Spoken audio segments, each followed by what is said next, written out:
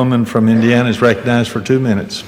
Mr. Speaker, I rise today to speak in support of S599, the Improving Access to Emergency Psychiatric Care Act.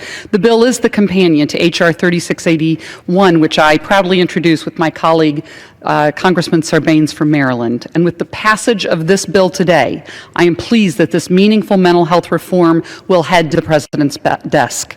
Fortunately, this bipartisan, bicameral, and common sense legislation is a great step toward enacting meaningful reforms to an incredibly challenging system.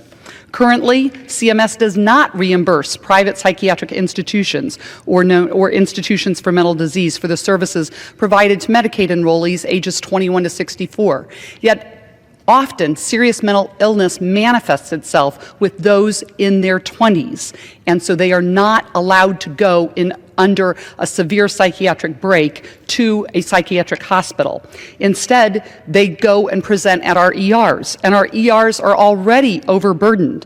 Many of them often lack the resources and sometimes the expertise to deal with people who are suffering from a true mental crisis. And when they find themselves in the ERs, it is not uncommon for them to have to sit for hours and for far too long while they are suffering.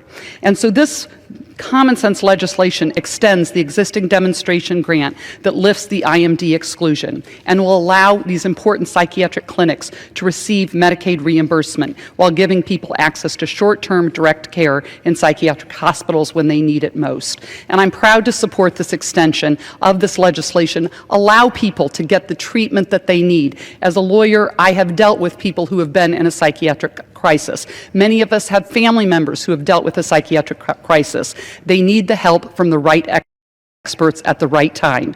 And so I urge my colleagues, I want to thank the gentleman from Maryland for carrying this in the House, and I urge my colleagues to support this legislation, and I yield back.